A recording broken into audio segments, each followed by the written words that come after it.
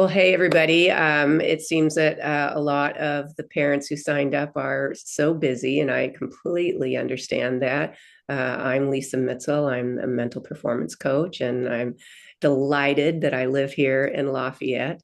So, this is a recording for you, and you are more than welcome to reach out to me to respond on email. I'm sharing my cell phone number as well, so you can text me.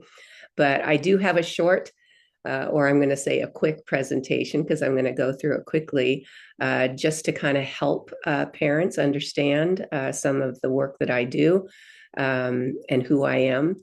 But I was just talking with Alicia, and she came in, and she is fantastic. She has a daughter that's 9 years old who's a tomboy. I was a tomboy. I still think of myself as a tomboy. And what we want to do most of all is help the kids to feel that they are not just simply in charge of themselves, but that they can face challenges, they can explore new things. We can help them develop their sense of assertiveness, aggressiveness, if that's what they need, if that's to to take on new challenges. And Alicia was talking about that her daughter loves being physically active, but maybe she isn't quite as aggressive in seeking out or trying to maybe compete with others and take advantage of opportunities. So there's all different types of things that I work with in terms of kids who we would like to help them reach goals. And there's, of course, stress and nervousness and fear and all those kinds of emotions that are very hard and difficult. And then there's just lack of confidence. And how do we nurture that in kids? Do we just try to keep motivating them and telling them that they're great? That doesn't usually work. So there's many different ways to develop confidence, but I'm going to talk today about self-drive and motivation. And and then I'm going to share my books with you. I do work with individual athletes. I work one-on-one. Parents are typically involved on some level. And then I also consult and work with parents. And then I also coach teams and work with coaches and leaders and all kinds of things. So I'm going to go ahead and share my screen and get you guys on board with my presentation. Let me put my glasses on so I can see what I'm doing. I think it's here. All right. Okay. Whoop, that's not the view I wanted.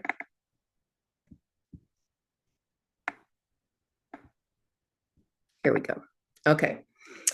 So I'm Lisa Mitzel, and this is how to help and develop healthy, self-driven kids. Uh, that little girl, she's the daughter of a U.S. national champion gymnast, Vanessa Atler, and I went down to San Luis Obispo and did some clinics with their team and staff. And anyway, her daughter is a blooming young gymnast, and we were working on positive self-talk and how to develop confidence. So that's her daughter. So I'm a mental performance coach. That's me with kicking my leg up in the air. I'm a six-time All-American and NCAA national champion, and I competed on 4 NCAA national championship teams at the University of Utah. So you can see I'm standing up there and holding up the plaque. That's me on the top. I also coached at Stanford University for 6 years. I was assistant coach and head coach. And before I got to Stanford, they had never competed at the national championships as a team. And my first year as assistant coach, I implemented a lot of the mental training, mental skills, and the sports psychology that I learned. And we made it to nationals our first year. And then my first year as head coach, we made it to the top 10 in the country. We finished 9th in the country. So I was part of creating a new era of Stanford women's gymnastics being at the highest level. That's me at the bottom speaking. I speak at national and international conferences. I do a lot of coach education, and I have done a lot of parent seminars as well. So I am looking to do more of that in the local area, maybe for schools or parent groups. And then that's me at the bottom with my two books. I went back to school when I was 40 and I got an MFA in writing. And so I am a writer, and it's one of my passions. Focused in on fire, the athlete's guide to mental training and kicking butt, and focused in on fire, how to keep athletes safe in a win at all costs world. The first book is primarily written for athletes, but a lot of teams and families will read it together. So there's tools, exercises, lessons, true stories, and over 100 illustrations. I'm also an artist, so I sketch. So the book is a lot of fun. Okay. Did I do that right? Oh, so I love working with athletes, parents, coaches, and leaders. So the top left photo, that's me in New Zealand last year. And this is at a gymnastics club called North Harbor Gymnastics. And then in the bottom left, that's Mary Volmer, my friend. Maybe some of you guys know her. She's in Moraga, and she is a professor and the mission chaplain for the student athletes at St. Mary's College. And I go there and work with the student athletes. Every other Tuesday night, we have an student athlete recovery group, and I work with Mary and the student athletes. On the bottom, you can see that's a mom and a daughter. I work with this family. I work with the mom a little bit, but mostly the kids, her daughter, and then her son. They're young athletes, and I do that on Zoom. And they're doing a breathing and positive self-talk exercise. So that's kind of fun. And so I do work a lot on Zoom, but I love, love, love working in person. On the top right, that's in San Jose. That's at California Sports Center. And love working with the teams there. They're doing a breathing and calming exercise. I think the biggest thing that we as parents, and I have 3 grown kids, that we can do for our kids is to model and then also do calming exercises with them. Often kids don't know how to self-regulate. Adults don't know how to self-regulate. So when they are in situations, whether you have a 9-year-old daughter or you have a 16-year-old son, whatever kind of, gender or age or sport your child is in, they're going to feel resistance at times. They're going to feel nervousness. And so we want to help give them the tools. These are life skills to be able to handle any kind of challenge and to be in tune with themselves, their body, their breath, and their voice, right? I always tell them this is the beginning of my book, is your voice is the most powerful voice in the whole world for the rest of your life. And so we want to help them develop that. And then in the bottom right, this is Northern California. It's close to the Sacramento area, and I'm being silly with the kids. Uh, you can see I love kids. And there is a seriousness to sport, but then there's also, especially for kids, we need to be playful with the kids. All right. All right, so I thought I would adapt one of the talks that I did last year in Australia. This was on, this actually was originally for coaches and leaders in sports and child activity centers, but I adapted this for parents. And we do want to know, what is the difference between myself as an adult or a parent motivating my child to creating self-drive. So it says self-drive is a deep, consistent fuel inside an athlete who wants to work hard and master a skill or achieve a goal. And then motivation fluctuates. That's depending on a mood or environment and external factors. It rises and it falls. So we want to help develop, nurture, and cheer for self-drive. That's what we want to do. Okay.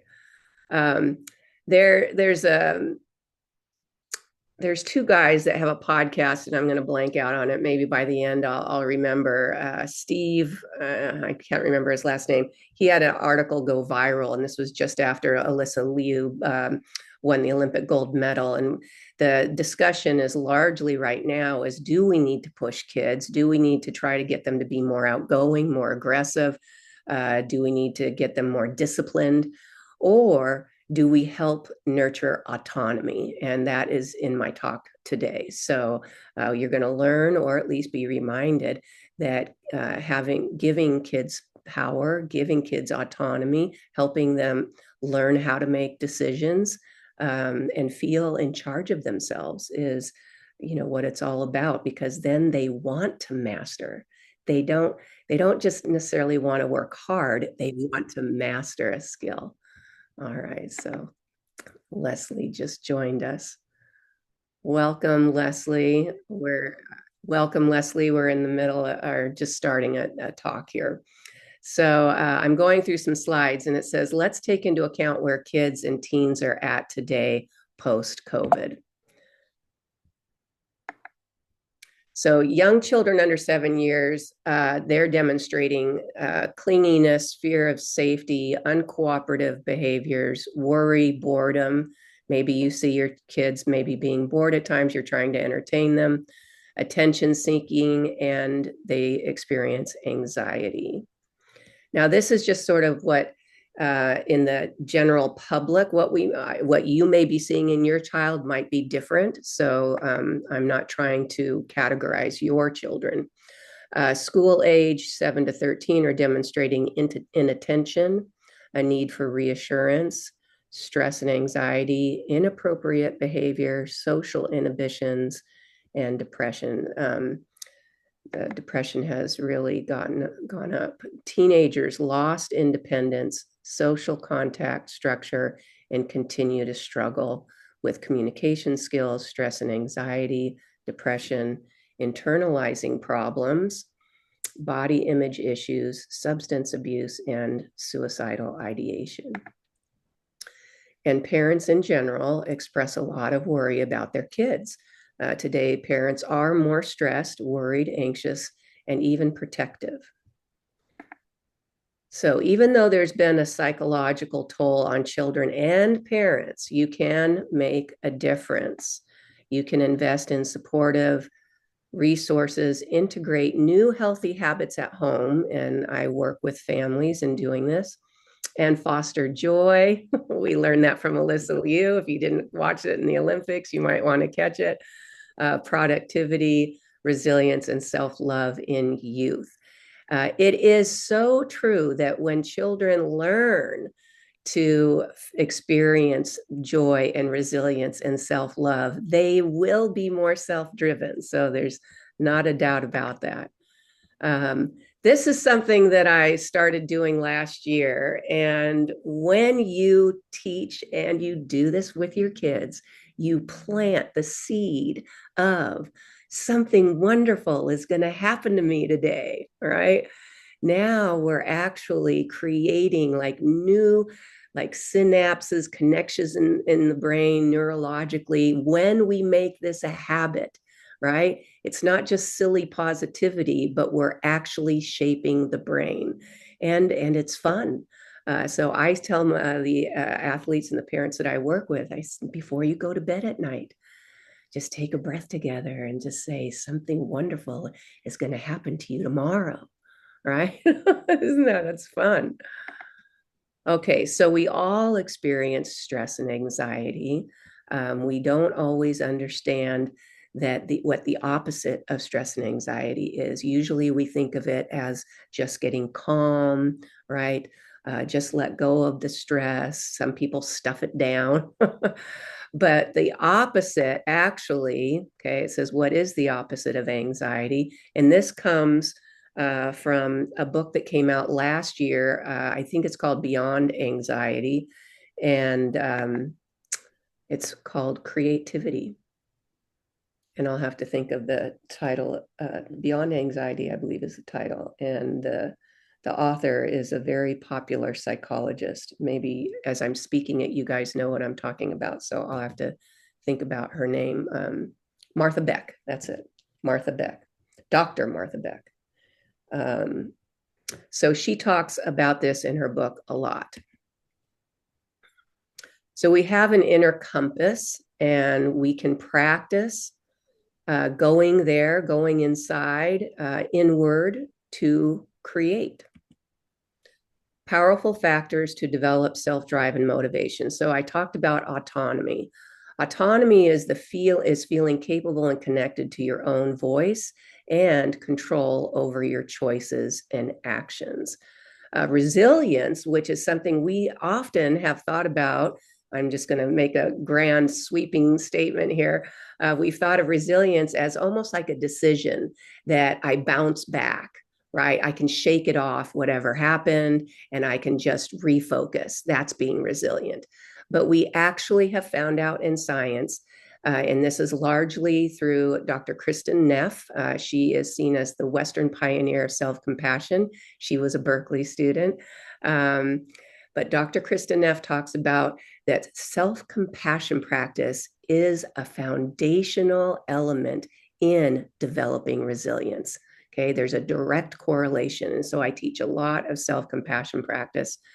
Resilience has changed. It's a dynamic inner process of self-compassion, self-regulation, clear thinking, and decision to re-engage. So about autonomy, coaching with a positivity is not enough. Being positive is not enough because kids often feel disconnected, protective, and less in control. So young people are more self-driven and successful with autonomy supportive coaching or autonomy supportive parenting. Okay, so what is that? Autonomy supportive parenting, based on children's essential psychological and emotional needs. This creates an environment, you as a parent create an environment where your athlete feels ownership over their actions. Parents acknowledge emotions, and this is a big thing, is emotional intelligence. And that's one area I would, offer to you, make a gentle suggestion, is that the more that we improve and enhance our own emotional intelligence and normalize it, make it a normal part of your conversation, that is absolutely going to help your kids be able to identify and then express their own emotions. So acknowledge emotions and listen to input. Instructions include meaningful rationale. So sometimes we might say, well, do it because I said so. So that's not meaningful rationale. Mistakes are viewed as learning opportunities, not failures. So I'm not going to read through all these, but this is essential psychological and emotional needs. This is in my second book, Focused and Inspired, and it's person-centered efforts and strengths, athletes, thoughts and feelings, and open communication. And then I go through the 7 steps for autonomy, supportive parenting. Let's dip into this. Look through the lens of a child, take the child's perspective. So I was talking with Alicia at the beginning of this, and let me just stop sharing for a second. And she was telling me about her 9-year-old daughter. And what is so true is that we as parents, we get into our mature, intellectual, very responsible brain. And when we're wanting to help our children, we forget to look through the lens of a child. We forget to be playful. We forget to relate to them on the child's level. And so that is one thing that I think that we could, just in general, maybe at your home you do this, but we could do more of is slow down and pause and think, okay, so what does my child really want to feel right now? I have 3 grown kids, and I remember, and I was a single parent when they were 2, 5, and 8 years old, never remarried. So I did it alone. And I remember somebody saying to me, Lisa, it's not the answer when your child is saying, Mom, I need this, or Mom, I want this, or, Mom. It's not, I'll be there in 5 minutes. It's, okay, I'll come for 5 minutes. because we're actually usually in the middle of something else, right? At that time when my kids were little, I was back in school and in graduate school. And of course, I was studying like a mad woman and producing a lot of writing. And so that was a tug. It's a tug, like, oh gosh, I can't break away from this. But what I'm getting at is that your child or your teenager needs connection. So when they get that connection, there's a sense of ease and relief that, oh, okay, I feel connected to my mom. And so even if it's 1 minute or 2 minutes, they need that. And then you can go back to your thing. So that's just a suggestion. I'm glancing here. I don't know if somebody's trying to get into the meeting. Okay. All right. So let's get back to the screen. Let me make sure I get the right one here. Okay, here we go. So, oh, that wasn't right. Sorry.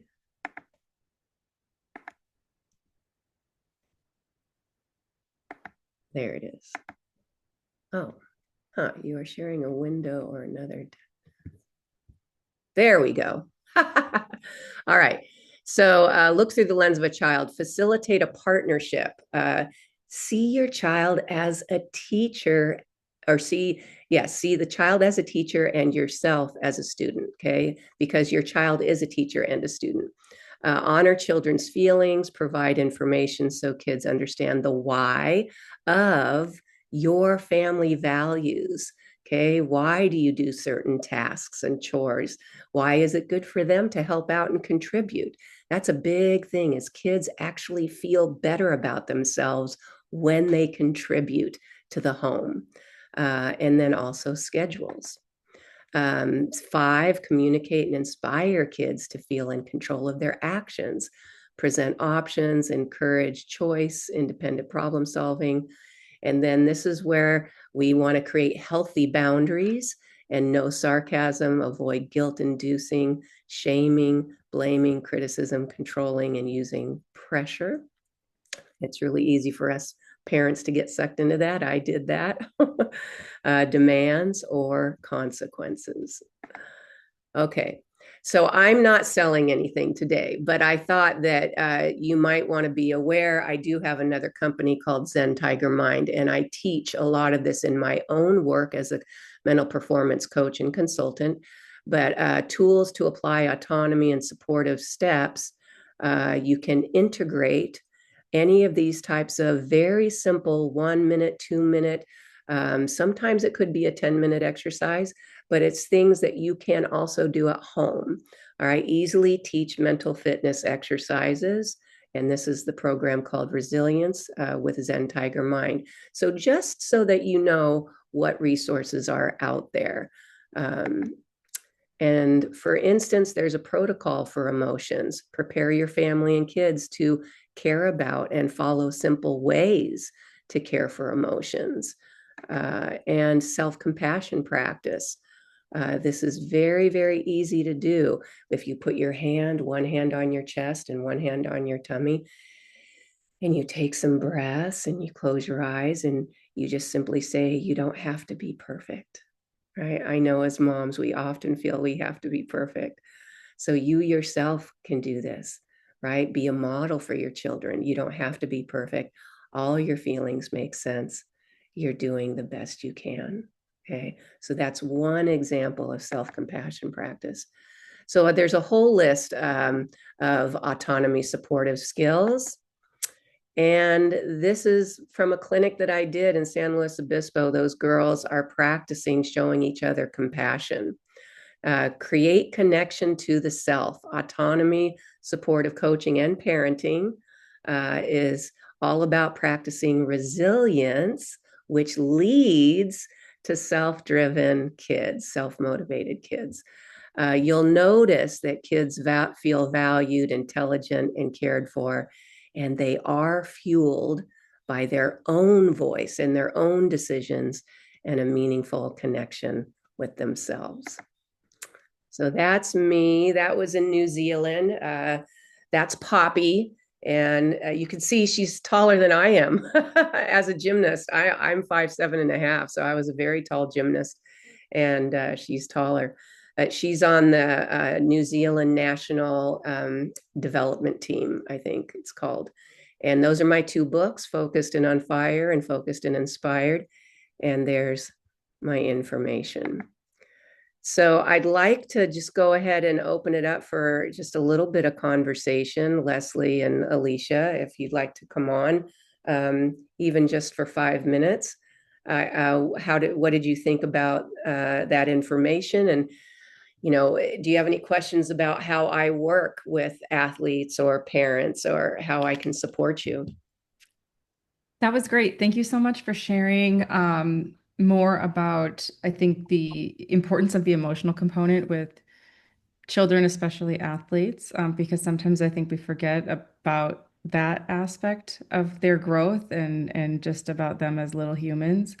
All through all phases, I think, whether they're little or the teenage years, of course. But um, so yeah, so first of all, thank you for that. And I think that especially for my daughter, she's not really an emotional kid. And so I think it is really important to delve into that aspect because it's hard for me to always understand what she's feeling or how she's processing things because she does internalize it quite a bit.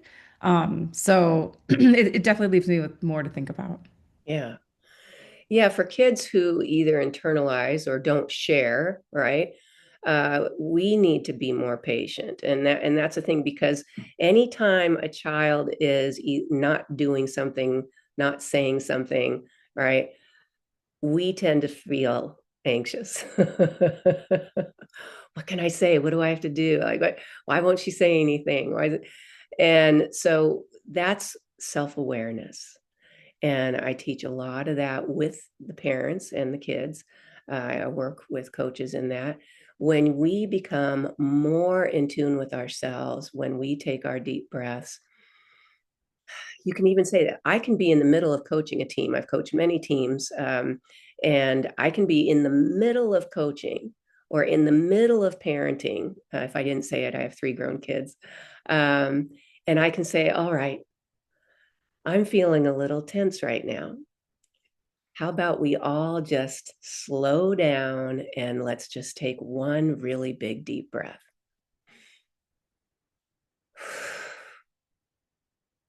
And that just starts to feel good. So then I'll go, let's do one more. And then we take another breath. So we ourselves need to monitor, our own energy, right? But we can model this, and then that actually teaches them, oh, maybe I could be more in tune with myself, or, oh, that felt good taking that breath and slowing down. Because as parents, we're so task oriented. We're on the train to our own perfection and success. And so we forget to stop at a station and just slow down in the presence of the children. So if they are not as assertive or they're not as aggressive, kids want to feel like their own sense of creativity. It's like I said, the opposite of anxiety is creativity, but they want to create. They want to be little creators of their own lives. So then maybe it's not necessarily hiring somebody to quote unquote fix them or to get them. It's to help them develop themselves, right? So in a child that maybe isn't talking as much, or is holding things inside and internalizing, or maybe not being as assertive, then there's all kinds of exercises and playful things that I do with kids to help them, you might say, either come out of their shell, or you might say, learn to uh, identify their feelings, and then what do I want, right? And how can I create that? So I remember helping. This was a 12-year-old young athlete, and she felt like her parents were just like totally in charge of her life. She didn't have any decision making power. She had to just do what her parents said. And so one day, and her parents hired me, so they were willing to learn and listen. And so one day I said to her, we were having a one-on-one. We always have notebook and paper, right? And that's another thing, is that when they write things down, even if it's just one word, when they write things down, they get more connected with themselves. So I had her write down, I am smart. I make good decisions. I just had her write that down. And then I had her read it and say it out loud 3 times. I go, how does that feel? She goes, I like that, because I think I am smart and I think I can make good decisions. I go, how about we negotiate with your parents on some decisions that you can make? And she was like, yes. So again, this was my playful slash, psychology practice ways to really connect with this child and help her feel that connection with herself, that she is smart, right? And that she can make good decisions. So there's so many wonderful little tools and things that I do with kids, and ways that I help consult parents. But what do you think about that little story, Alicia? Yeah, I think it's great. I think as kids get older, they want to find a sense of independence and understanding who they are, and I think that that is an opportunity to definitely give them that space. Yeah. Well, I grew up with 6 brothers and sisters, so I didn't say that part, but I'm part of a very big family. Went to church every Sunday. I went to Catholic school through 8th grade. Um, and then when I was 14, and all my siblings went to a Catholic high school, and this is in Southern California. They went to Mater Dei, if anybody's familiar with Mater Dei sports. Um, but because I was training like 30 hours a week, I was at a very high level as a gymnast. I went to public junior high and then high school, junior high for 9th grade. And I got out of school early because I was 3 days a week. I had 2 a days. I practiced I was able to get there by 2:45, but they started at 2:30 to 5 o'clock. And then we had an hour break. And then from 6 to 9:30. And then I went home late at night and did some homework. My dad tried to help me with algebra. I wasn't really good at algebra. But I understand very, very driven, extremely driven, to the point where I know one of the parents, I don't know, Leslie, if it's you that you came on, but somebody was saying that they had a son who's a water polo player and a soccer player, and gets very frustrated, and how to handle, the schedule, how to handle the external pressures from outside, other people's expectations, the coach, the team, whatever, and then how to handle their own in pressure, the internal pressure, their own expectations of themselves.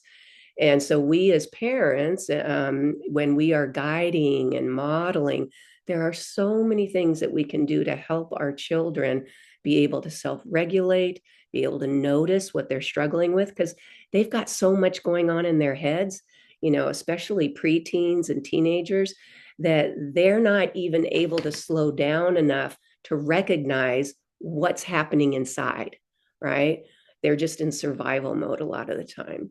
So I work with high level athletes, or at least just very motivated, driven athletes. And I love that. I really, really love working with those kids and helping the parents. So there's all kinds of tools. I teach mainly 6 mental skills and a bunch of mindsets. Impermanence is a big mindset, that this is only temporary. In fact, I just put up a post. If you want to follow me on Instagram, I'm at lisa.mentalperformance. Um, but I do see this all the time when kids feel some kind of struggle or emotion. It feels like it's going to stay there. It's never going to go away. And especially as kids are preteens and teenagers, they've got hormones and different things going on as they are developing. Their brains are developing rapidly. So we want to help them recognize this is temporary, this is not permanent, right? And then there's ways to help them be able to understand these things. So I would love to meet any of you in person. I live in downtown Lafayette, like right downtown. I love going to Phil's, and who doesn't love the new little, what is it, Brioche de Paris? I love that little place, next to Sideboard. So I'm here. I work from home, but I do buzz around downtown. I would love to be able to speak to parent groups, work with teams, anything that you guys can think of that I can come and work with you on. For those of you who listen to this recording, thank you so much for taking the time. Any last final thoughts or questions, Alicia? Um, I'm not, I appreciate your ability to unpack a lot of this that we don't take the time to really think about. I only have one child, but I can imagine it's magnified for people who've got more than one, and especially their kids in more than one sport. Yeah. That sounds really stressful. And so I think that all of this is really important. Yeah. Thank you so much. And thank you for being here. I think because we have so many responsibilities and obligations, is I think we don't always recognize that when they're young, okay, your son is, or your daughter is 9. When they're young, they absolutely are getting shaped up here through everything that they hear, that they see. Devices are a really big issue right now. Okay, I follow Jonathan Haidt on Instagram, and he wrote the book The Anxious Generation. Um, Devices are, you know, wonderful in some ways, but they can be very evil. And so, how do I want to instill certain healthy boundaries? Okay, it's not about limiting the child. It's about creating the ability to make healthy decisions for myself, right? And how do we model that for our children? So I do work with families on some of those healthy boundaries as well. Um, but we don't recognize all the time that every single little thing that our kids are watching and hearing and taking it in. And so we're sometimes passively developing their brains a certain way and we don't realize it. So if you want your child to be more assertive or aggressive, if you want your child to have more opportunities, right, then a few sessions might be really a nice kind of like way to plant seeds, a way for you to create some new healthy habits with her or at your home. This has been really wonderful meeting you, and I'm so happy to connect with people in Lamorinda. So Likewise. I'll put my last screen up one more time. Oh, hi, Leslie. Good to see Hi, you. sorry, I've just been kind of silently watching, but I appreciate all this. Thank you for the information and hearing some good ideas. Yeah, yeah. So, and your son is the soccer water Yeah, polo soccer, player. water polo, balancing two pretty intense schedules and, Yeah, sometimes can shut down and keep those thoughts to himself, but yeah. how to let him, get those thoughts out when he's ready for that year. Yeah. So, how many hours a week is he playing sports? Um, he does double practices 3 days a week for about 5 hours after school. So yeah, similar to what you were talking about of your intense straight from school, straight to practice, eating Yeah. dinner in the car as we drive to the second practice and Yeah. getting home at 9 o'clock at night to maybe get some homework done if he hasn't done it at school. It's Yeah. time management. He's really efficient and he Yeah. enjoys it. We always give him the option if it's too much, like you got to tell us when you don't want to go and Yeah. No, that's time. wonderful that he hears that, because I grew up with my parents saying, especially my mom saying, Lisa, you can achieve anything. You just have to work for it. And when we say, you can, because in sports, a lot of kids will say, I can't. In school, kids will say, I can't. I'm not smart. I'm not as fast as that person. And so we want to keep on fueling them with those messages of, invincibility. I've heard some coaches, like when and I guess maybe I remember it more. I'm sure I've heard some parents say something like this too. But I heard a coach, it's just so vivid in my mind because I actually started to feel a little bit frustrated. and I don't like those feelings inside myself. But the coach was identifying a certain young athlete that didn't have any real natural talent. And she said that the child said, well, talked about a big goal, I think a certain level that she wanted to aspire to and reach. And she really believed she could. And the coach was thinking, there's no way possible. And so she actually said something to the child like, you're never going to reach that. And I was like, oh, like a stab to my heart. I'm like, and she goes, what do I do? Lie to the kid? And I say, no, you just say, well, let's work on that. Let's see what we can do. Let's see what's possible. Yeah. So there's psychology in everything, right? Yeah. Um, I am available to set up any other one-on-one meetings if anybody would like to, like I said, whether we talk on the phone or meet in person if you want to find out more information on how I can help you or your athlete specifically. But yeah, Leslie, thank you so much for being here. Yeah, thank you for this. I'll put up that final screen. I keep reaching for my glasses. There's a saying in a movie, a classic movie, like my knees are as old as I am. Well, my eyes are as old as I am. So there's my final screen and my contact. I didn't put my cell phone number there, but in an email that I just sent out today, this morning, I think I did add my cell phone number there. But you are more than welcome to reach me by email, and if you're interested, please follow me on Facebook or Instagram. Okay. All right, ladies.